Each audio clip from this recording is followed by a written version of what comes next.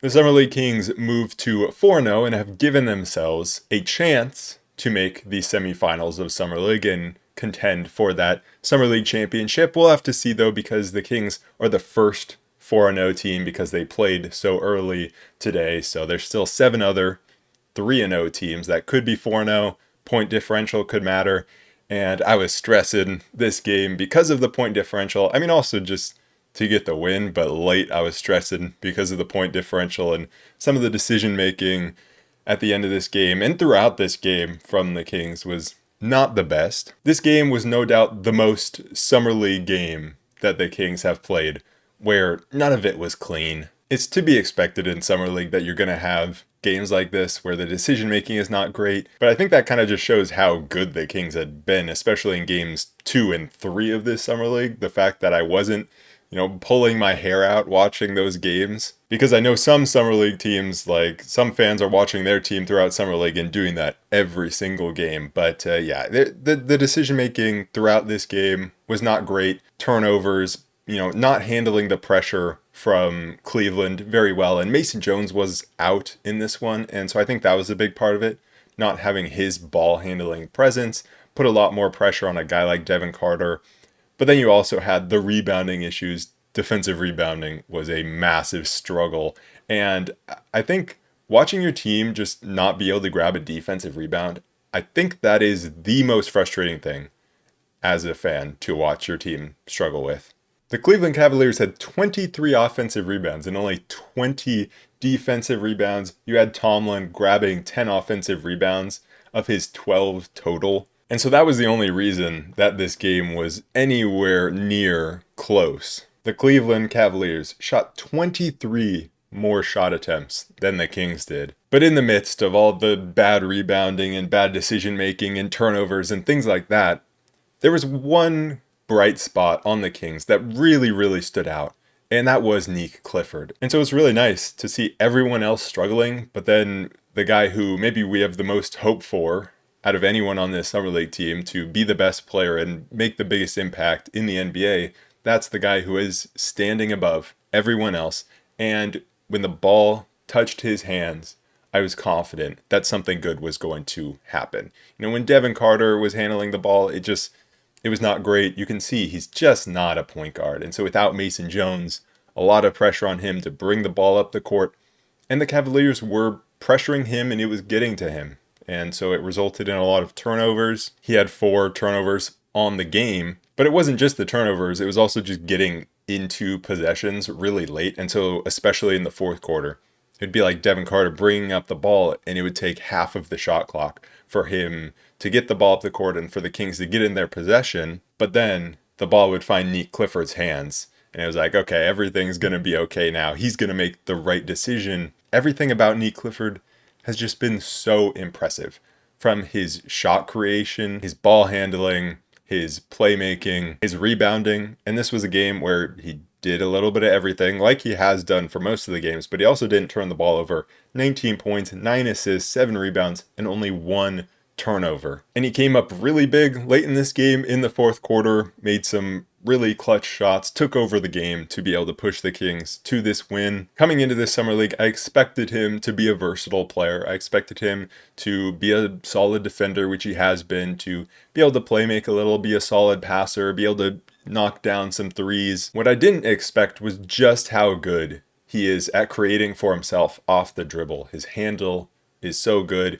He has so many moves that he can go to, whether it is a sidestep 3 or a step back 3. He's so comfortable pulling up from the 3-point line, but then he also has the mid-range post game. He's got the footwork. He has the face-up game where he goes to a little jab step and then pauses and then will just rise up. That's probably the most impressive move because it looks like he's putting himself in a position where he's not going to be able to shoot the ball and he's either going to have to drive or reset. But then he just rises up and shoots and he knocks them down. That's really impressive. And that's something that he's going to be able to utilize at the NBA level. And then he's also shown some touch around the rim, a float game, runner off glass late in this one. So his scoring ability has been super, super impressive. We had Maxime Renaud back in the starting lineup for this one after he missed the last game. And I love that he's back playing. I mean, I didn't really expect that because, like they talked about on the broadcast, like you just, when a guy goes out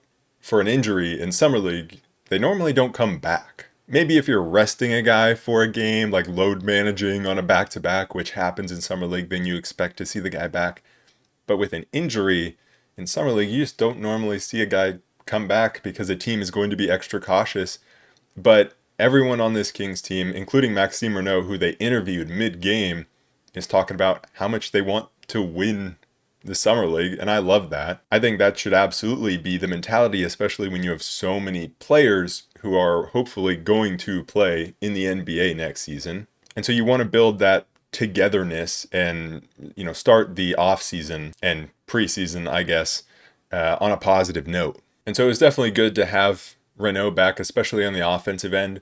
We saw a lot of combinations between Nique and Maxime. Their two-man game was absolutely killing it. We saw a lob early on, and when nothing else was really going for the offense in the first quarter outside of Isaac Jones, it really was the Nique Clifford and Maxime Renaud two-man game that created absolutely everything. On the defensive end, though, that's where Renaud has to improve, and especially defensive rebounding, the big problem for the Kings in this game, because the Cleveland Cavaliers were without their best player in Jalen Tyson, and so that meant their offense didn't look great, and it really was just Tyrese Proctor as the scorer for them, and Proctor did a great job with 35 points, but then the Cavs were just crashing the offensive glass really hard. That's how they got their offense, and so you could just see Renaud needing to be stronger, getting pushed under the rim.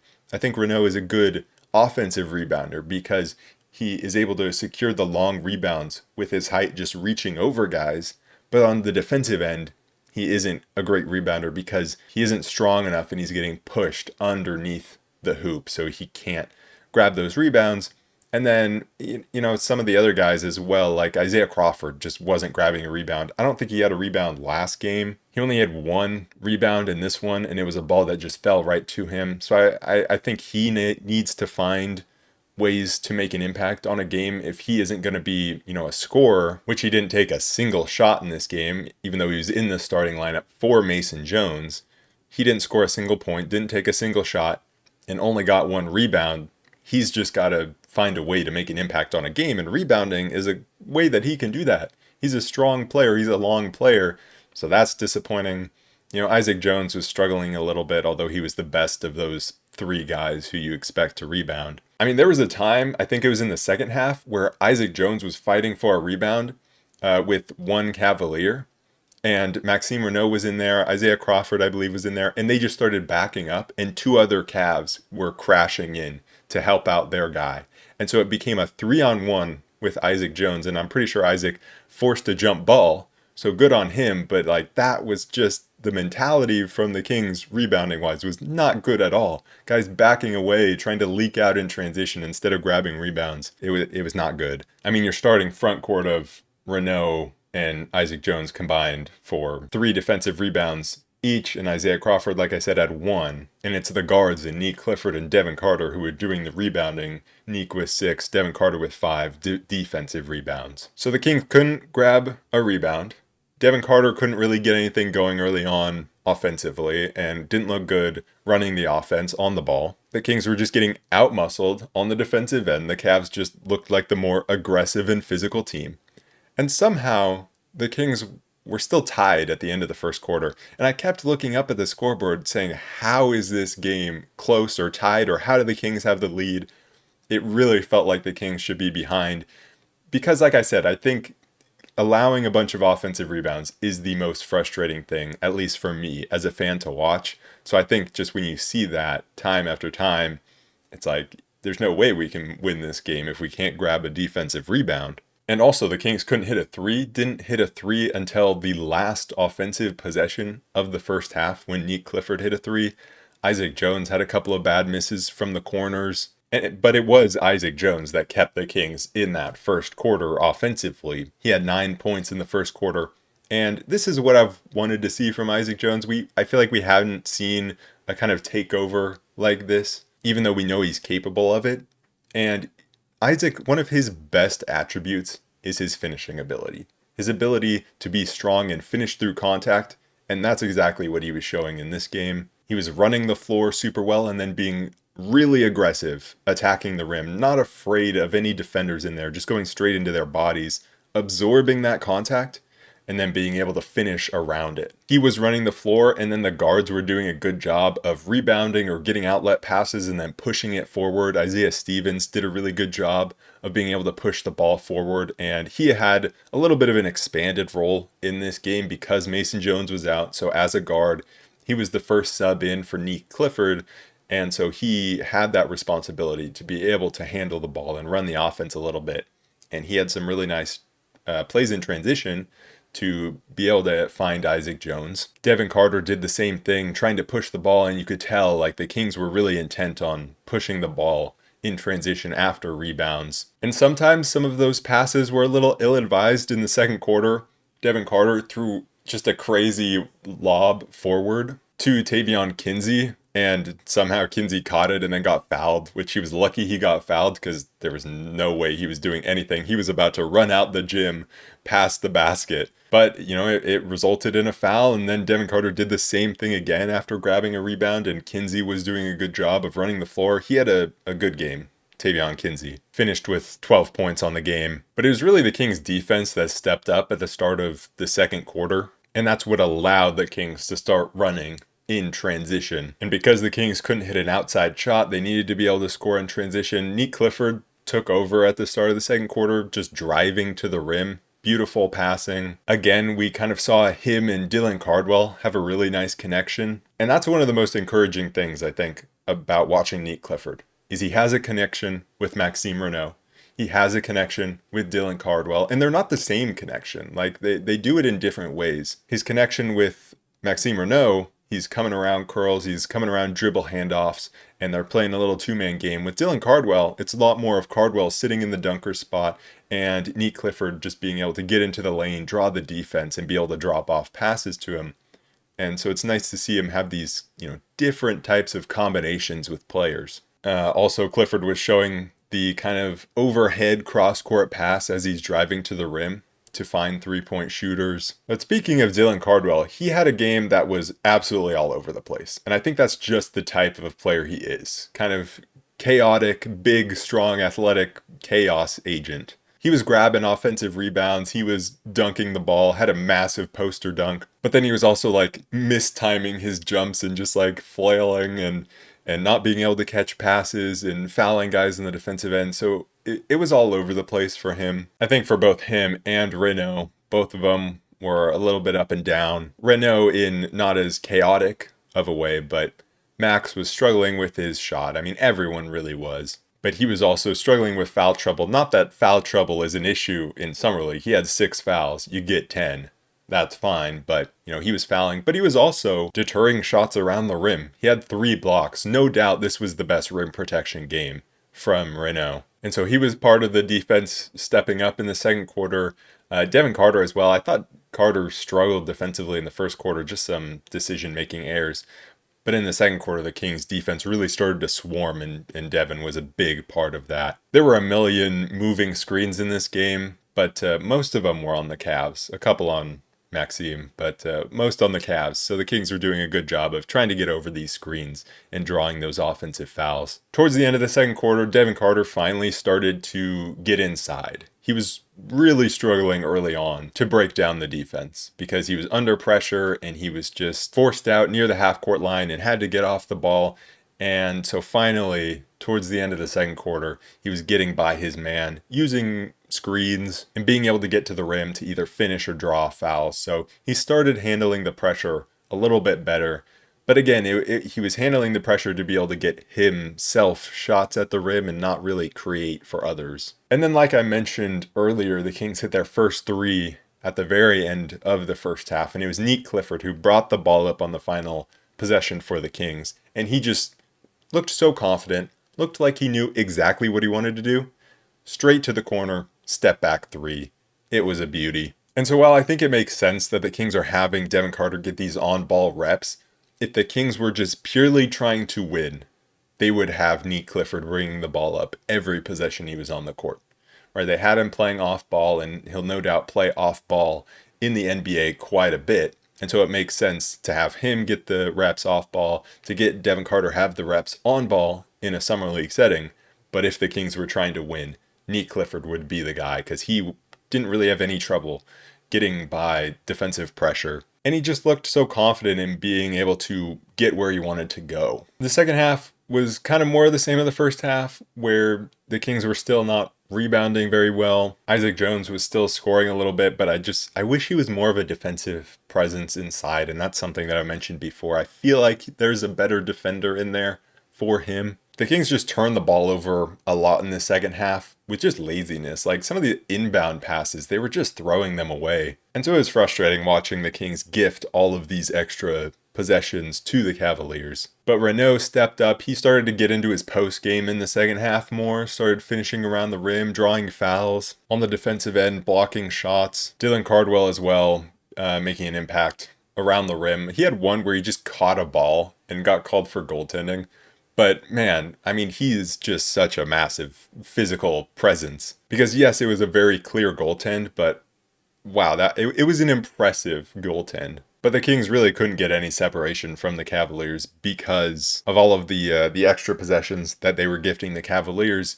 But Tavion Kinsey, Daquan Plowden hit some clutch threes towards the end of the third quarter. Nique Clifford started to get into his mid-range bag with a couple of buckets to be able to maintain the lead. But then in the fourth quarter, a couple of turnovers early on from Nique, from Maxime, and all of a sudden the Cavaliers are up one. But again, it was Plowden with a clutch three. It was Stevens with a clutch three and then a finish. So the three-point shooting for the Kings finally came around, and it came around at the perfect time to be able to bail the Kings out and keep the lead. And Isaiah Stevens had a big fourth quarter. I think in the second half as a whole, like defensively, I was really noticing he was moving his feet well. He is small, and so sometimes it didn't matter. You know, sometimes guys were just stronger or shooting over him.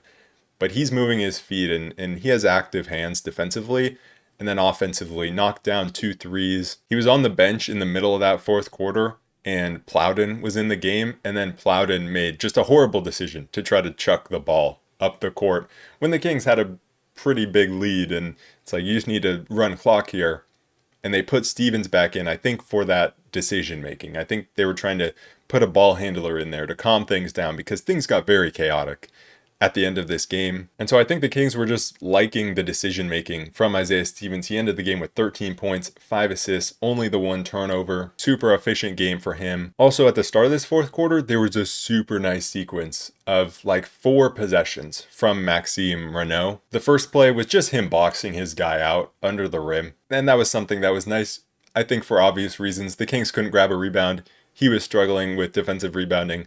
So it was nice to see him just get a box out. Then he runs the floor and on the other end seals his guy to be able to create a lane for Isaiah Stevens to finish. Then goes back down the other way, gets a block, runs the floor, posts up, and gets a nice finish. So a great sequence there. And that was when the game was absolutely in the balance. So he kind of created some separation for the Kings with that sequence. And then you had a Nique Clifford pull-up 3, a Devin Carter 3, a Nique Clifford runner off glass. And that really, it didn't put the game away because then there were some very questionable decisions, but it got a sizable lead for the Kings that even with some bad decisions, they were able to survive because they just continuously were helping off Tyrese Proctor unnecessarily, taking gambles defensively, taking gambles offensively. Like I said, Plowden just chucking the ball up the court. Some horrible decision making. But they were able to get through it. I mean, Renaud fouling a guy so far away from the basket who has his back to the basket with 1 second on the shot clock. It was hands on head. I was doing this the entire fourth quarter, really the entire game. It was, like I said, a summer league game, very much so. But really the play that put it away was a chaotic sequence. Kings get a horrible shot off. And Isaac Jones just comes flying in to force an offensive rebound. I don't think he actually got credit for it. No, he did not. But he forced the offensive rebound. Ball goes to Isaiah Stevens wide open for 3. He knocks it down. and the Kings were able to get out of here with a win. And then, I mean, even when the game was put away, I was cheering hard. When there was 1 second left, I was yelling at the Cavs, foul, foul, foul, because I wanted the Kings to get their free throws for the point differential. And they did, and Plowden knocked down both free throws. So thank you to the Cavs for that. So now the Kings they have about a 11 point differential, plus 11. It's a little bit more than that. So 7 other 3-0 teams. Hopefully the Kings can make it. I would say they're right on the bubble right now, with me leaning towards they're probably going to get in. I saw that before recording, the Suns were beating the Timberwolves. So that's good, because the Timberwolves are 3-0. I want the Kings to be the first 3-time Summer League winners. You have the Trailblazers with 2, and no one else has more than 1 Summer League championship. So it'd be cool if the Kings could get their 3rd. And I think this is a good group to do it. Some other notes from this game. Maxime Renaud, everyone talks about how vocal he is. Like, that's what everyone's noticing. Even people who are not fans of the Kings, I've seen mention how vocal he is, whether he's on the bench or on the court. And you can hear him through the TV. Like, he is yelling out there. Similar to Domantas Sabonis defensively. And so while there's obviously things defensively that he needs to work on, he looked good as a rim protector. He seems like a vocal leader, and so I love that. Also, his English is like perfect. How did he do that?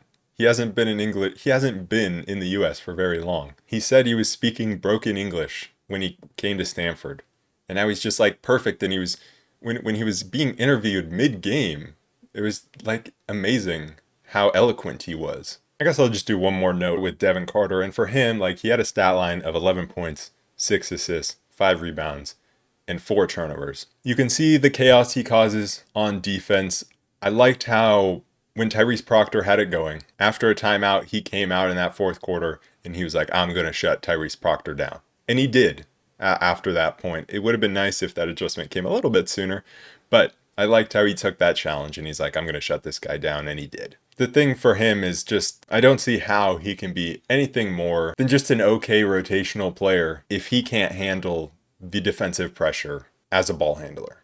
Like, he just needs to be able to handle that, because in the NBA, I mean, there are some really good defenders out there who are going to put the pressure on you.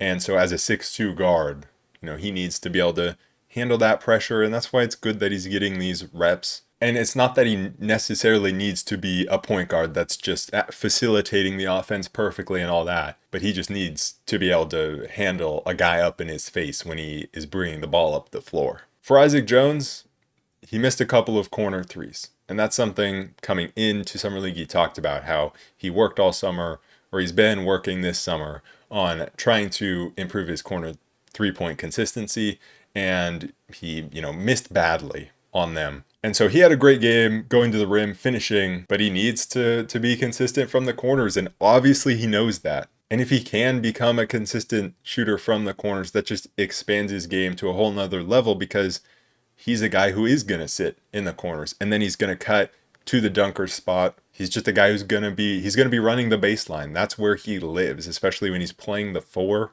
And so he needs to keep taking them with confidence, because he just needs to make them. One last guy that I want to talk about, Dylan Cardwell. The guy just looked like he was giving too much effort, but like not putting thought into the effort. That's what it looks like sometimes. He's like a wrecking ball. The funniest part of the game for me was when he just mistimed his jump for a rebound so badly, and he's just like hanging in the air, and I think he still ended up getting the ball. But if he can just add a little bit of finesse to his game, be able to catch the ball a little, make good decisions when he has the ball and he has a defender in front of him, and be able to defend without fouling and rebound on both ends of the floor. Like, we know he can rebound. It's just like adding that finesse so that his effort is really making a positive impact instead of resulting in fouls or turnovers or things like that. So the Kings now just wait, and if they do end up making the playoffs, then they play on Saturday in a semifinal game. If they win that, they play in the championship on Sunday. And I believe if they don't make the playoffs, then they either play Friday or Saturday, I think. Everyone gets one more game, I believe is how it works. So anyways, that is it for this episode of the Roll Report. I will be back whenever the Kings play their next game to recap it. So I will see you guys then. Peace.